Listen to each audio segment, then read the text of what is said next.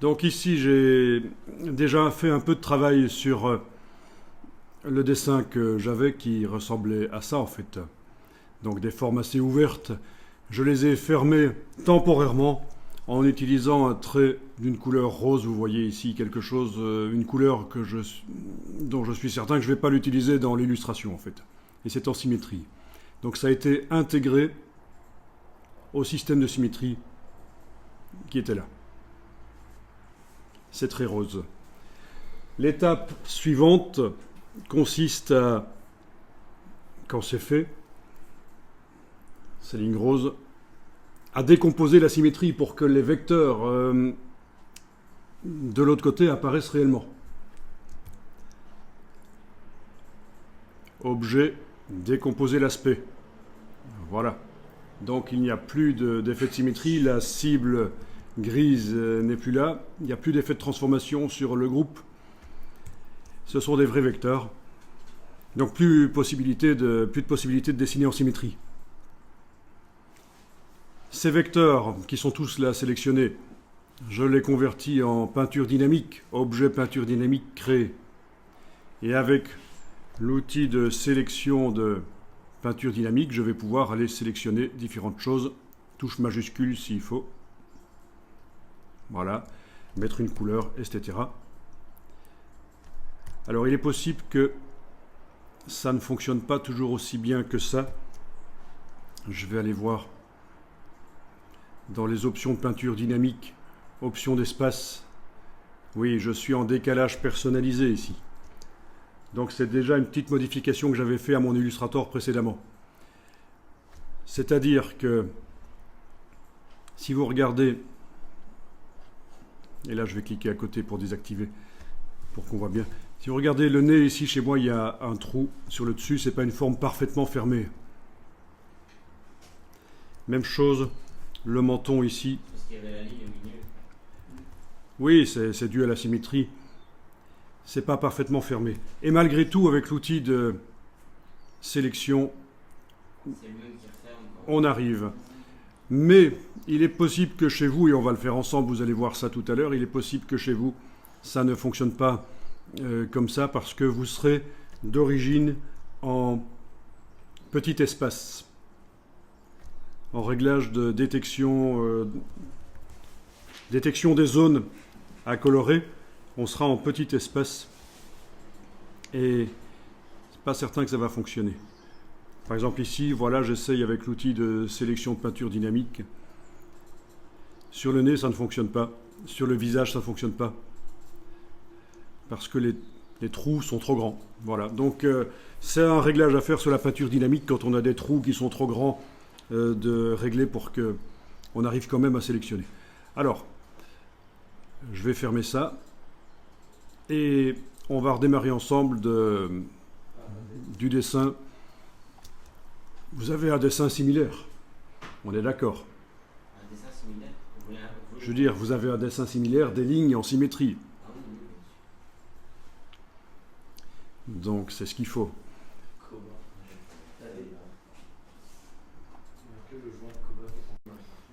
Bien, donc ici je vais supprimer cette ligne qui est dans le chemin. Voilà, je vais la supprimer. Elle n'avait rien à voir. Donc je vous rappelle que j'ai pas mal de petits dessins de spirales. On avait fait des tests avec l'outil spirale. Et il y a le groupe avec l'effet de symétrie. Je vous rappelle que c'est dans la palette aspect que ça se passe. Menu fenêtre aspect. On a un effet de transformation avec une copie, un miroir sur l'axe X. Et comme j'ai dessiné à droite, j'ai l'axe de symétrie qui passe par la gauche. Donc pour voir ça, vous devez absolument sélectionner le groupe dans la palette des calques, en cliquant sur la cible grise ici. Donc voilà en résumé. Donc vous sélectionnez votre système de symétrie. On voit les traits qui apparaissent donc sélectionnés sur le plan de travail. Avec la flèche noire, vous faites un clic droit sur un des traits et vous demandez « Isoler le groupe sélectionné ». Voilà, vous êtes passé en mode isolation sur le groupe de symétrie. Alors, vous prenez le crayon et vous allez dessiner dans une couleur différente des traits actuels. Ça nous permettra de facilement supprimer ces traits par la suite. Donc, au crayon qui se cache derrière l'outil Shaper.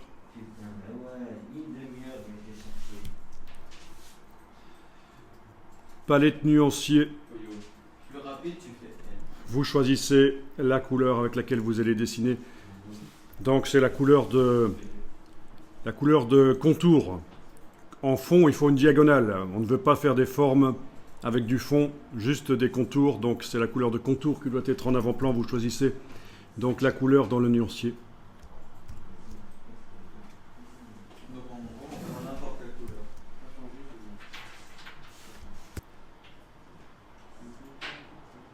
Alors quelque chose qui pourrait être fait, si vous avez remonté précédemment votre axe de symétrie comme moi, c'est le redescendre pour voir où vous allez dessiner. Donc par exemple avec la flèche blanche, voilà. Voilà. Je le redescends. J'ai pris avec la flèche blanche l'extrémité inférieure là, et en enfonçant la touche majuscule, je l'ai redescendu, comme ça je vois l'axe de symétrie. Bon, j'en étais avec le crayon, on est toujours en mode isolation, et je ferme.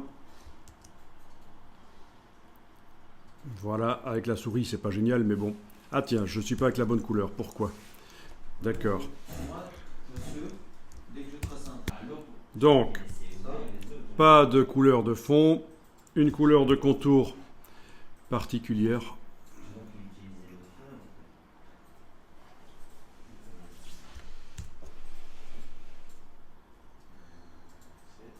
Voilà. Voilà. Et vous refermez les choses. Vous allez laisser les contours. C'est toujours pas rose. Donc ce qu'on est en train de faire là, c'est fermer les formes pour que le remplissage se fasse plus facilement. Mais ces traits roses vont disparaître par la suite. Moi, ça m'énerve parce que quand je. Ah ouais, faut vous mettre un truc de symétrie. Faut mettre un truc de symétrie. Vous pouvez aussi fermer de manière créative. C'est-à-dire, vous pouvez aussi faire du dessin. Monsieur, moi je suis un peu perdu. Parce que là, je trace mon trait, mais il est déjà même pas rose. Je sais pas pourquoi. Le contour est rose. J'ai pas de couleur de feu.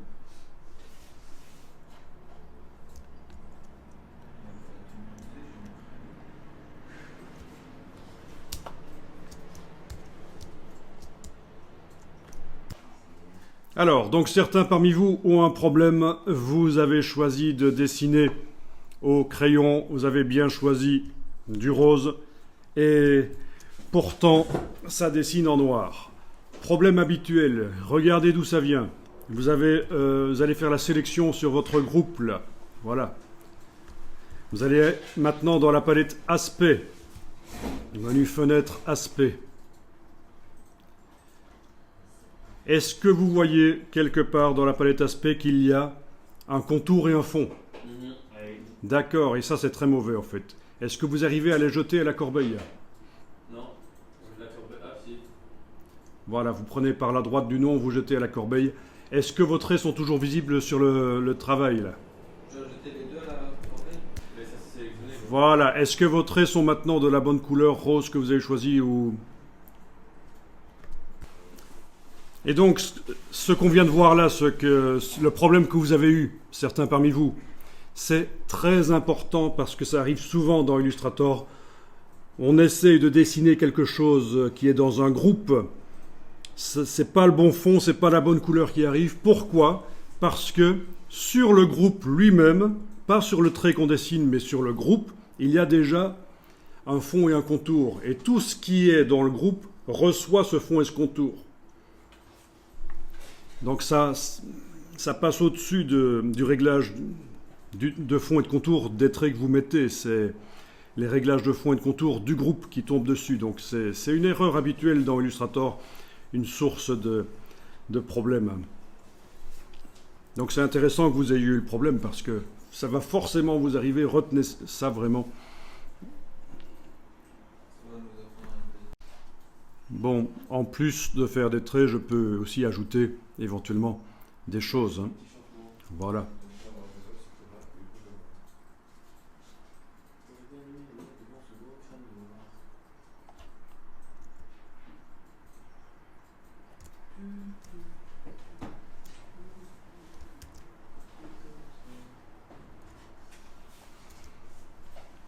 Bon, il n'est pas interdit d'encore ajouter des détails, mais s'ils sont en rose, il faut savoir que le trait disparaîtra, on ne verra plus que le fond de couleur à la fin. C'est ça l'idée.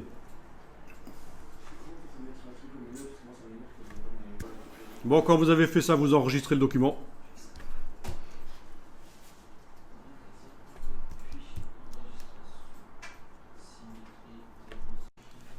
Vous avez enregistré, vous allez maintenant, soyons prudents, enregistrons directement sous un autre nom. Comme ça, on est certain que la version 12 ne sera pas écrasée par erreur. Donc voilà, j'enregistre tout de suite après, version 13.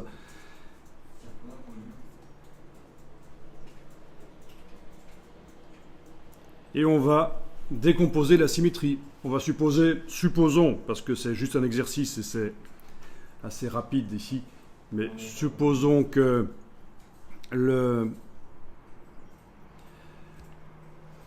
dessin est terminé. Les symétries mises en bleu. Vous sélectionnez donc le groupe. Vous allez dans Objet, décomposer l'aspect. Objet, décomposer l'aspect. Ça vous crée les vecteurs de l'autre côté. La petite cible là n'est plus grise. Dans la palette aspect, il n'y a plus l'effet de transformation. Donc décomposer, c'est toujours ça. C'est passer de quelque chose qui est modifiable vers quelque chose qui est moins modifiable. On fige, on transforme en vecteur. Mais ça nous permet de faire d'autres choses, d'aller plus loin dans le travail. Le fait que on ait des vecteurs de chaque côté maintenant, ça va nous permettre de faire une peinture dynamique là-dessus.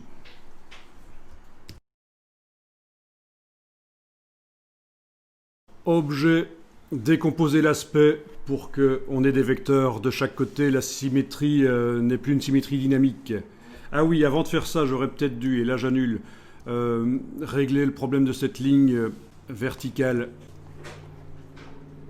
Voilà, allez rechercher le point là et remonter là. Voilà, comme ça, ça dégage de la vue. Voilà, donc je recommence. Je suis toujours en symétrie dynamique, j'avais fait CTRL-Z, voilà. Et là, je recommence Objet, décomposer l'aspect. Sur ces vecteurs, Objet, peinture dynamique, créer. Avec l'outil de sélection de peinture dynamique, sélectionner les zones à colorer avec la touche majuscule s'il faut. Mettre une couleur que je vais chercher dans le nuancier, sachant que si c'est pas la bonne, c'est pas grave, on pourra changer après. Voilà. Et alors, il y a des problèmes pour sélectionner certaines parties qui ne sont pas fermées. Notamment ici le nez. Et pour ça, l'astuce est donc de sélectionner le système de peinture dynamique. Il faut que j'ouvre le groupe. Voilà, peinture dynamique, il est là. Sélectionner système de peinture dynamique et aller régler ces options d'espace. Menu objet, peinture dynamique, option d'espace. Et là, je passe à grand espace, voire même encore plus grand. Parce que grand espace, vous voyez, ça correspond à 4,233 mm. Mais voire même encore plus grand, décalage personnalisé. Je peux indiquer par exemple ici 10 mm. OK. Du coup, le nez se sélectionne sans problème, malgré le trou petit qu'il y avait sur le nez.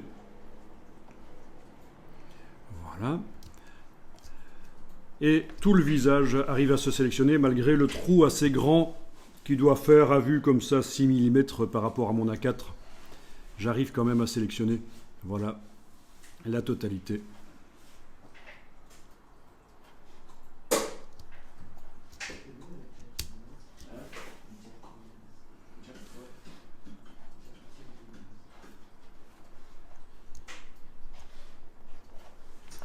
fois que vous avez fait ça, vous enregistrez.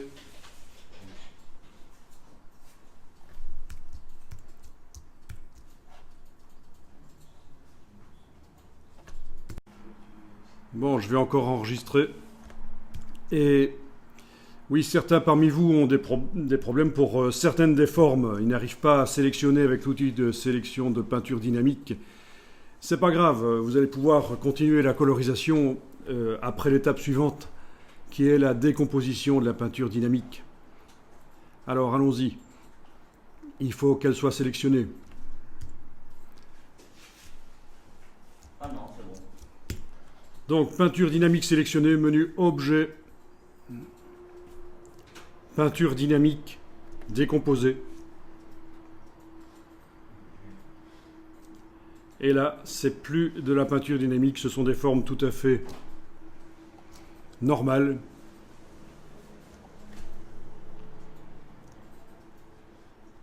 Alors, une chose qui va être faite, c'est faire une sélection sur les traits roses avec la flèche blanche plus.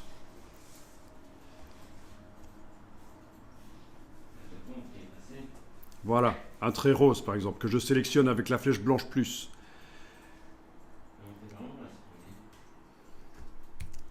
Donc vous avez réussi à sélectionner une des lignes qui n'a servi que à boucher les trous temporairement le temps de faire la peinture dynamique. On va maintenant faire en sorte de sélectionner toutes les lignes identiques dans le document.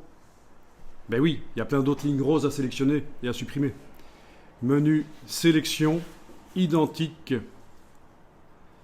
couleur de contour. Voilà, et toutes les lignes roses se sont sélectionnées. Sélection identique, couleur de contour. Touche suppression. Et en effet, voilà, les lignes ont disparu.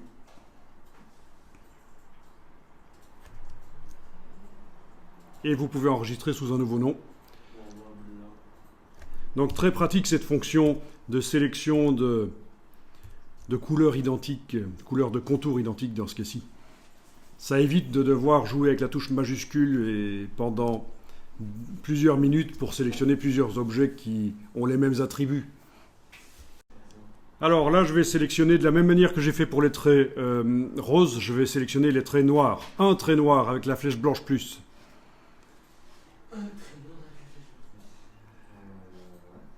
Ensuite, sélection identique, couleur de contour. Tous les traits noirs sont sélectionnés. Et on va tenter de leur mettre une brush artistique à la place de ce trait vectoriel infographique pas génial. Alors on va chercher la palette des formes, menu fenêtre, forme. Alors il y en a déjà une qui est là, que vous pouvez tester, l'espèce de fusain. Voilà. Alors qu'est-ce que ça donne? Vraiment, pour le savoir, il va falloir désélectionner. Mais j'aimerais pouvoir resélectionner rapidement tous ces traits noirs pour à nouveau appliquer une forme dessus. Donc ce qu'on va faire, c'est menu sélection, mémoriser la sélection. Voilà. Donc je vais appeler ça trait noir. Ok. Comme ça, je peux cliquer à côté, je vois ce que ça donne. C'est quand même mieux avec un fusain comme ça au lieu du trait vectoriel.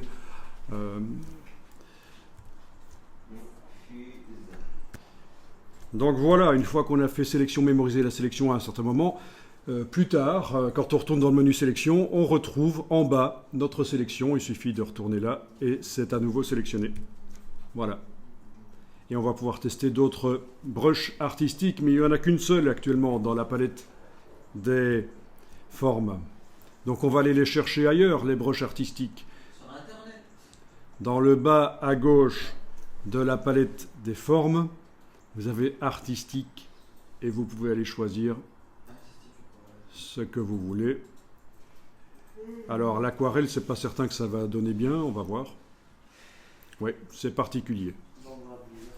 Parce que c'est du vectoriel, c'est de l'aquarelle vectorielle, alors il n'y a pas vraiment de transparence. Sur un fond blanc, ça peut donner bien, mais ici, c'est peut-être pas génial. Sélection trait noir. Donc. Alors, je vais passer à la bibliothèque suivante. Je ne suis pas obligé de retourner donc dans le bas à gauche de la palette des formes. Vous avez les flèches ici en bas qui vous permettent de passer d'une bibliothèque à l'autre.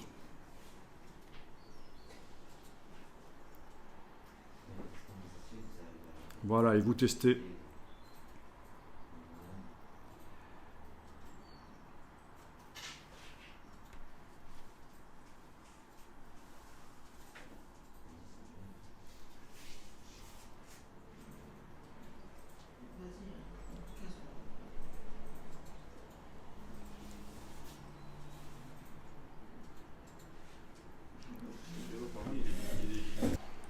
Alors, vous avez la palette contour pour gérer l'épaisseur du contour. Palette contour. C'est une manière de faire, c'est pas la meilleure, mais c'est la plus facile pour modifier les contours des brushes artistiques.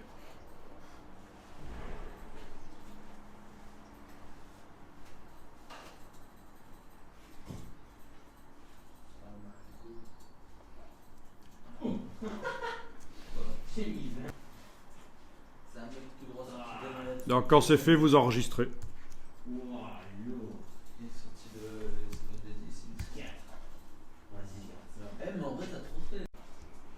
Bon, après, vous pouvez tester l'application d'autres couleurs. Oui, quand on était en peinture dynamique, c'était difficile de bien mettre un dégradé ou un motif. C'est pour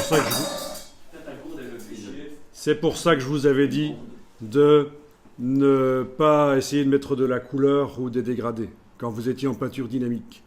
Mais une fois qu'elle est décomposée, on peut très bien sélectionner des formes avec la flèche blanche plus, sélectionner des formes, clic, majuscule, clic, et aller chercher des dégradés dans le nuancier. Dans le nuancier, en bas à gauche, vous avez les dégradés. Et je vous laisse tester les dégradés. Alors, bien sûr, voilà. Je ne sais pas si vous connaissez les dégradés, mais je vous montre. Là, je viens d'appliquer un dégradé. C'est un dégradé linéaire. Peut-être que pour les yeux, ici, il faudrait que ce soit radial. Ce serait peut-être pas plus mal. Donc, comment faire? Ben, il faut aller dans la palette dégradé, menu fenêtre, dégradé de couleur. Voilà, dégradé de couleur. Et ici, vous avez la possibilité de les faire passer en radial au lieu de linéaire. Il y a même possibilité d'inverser les couleurs.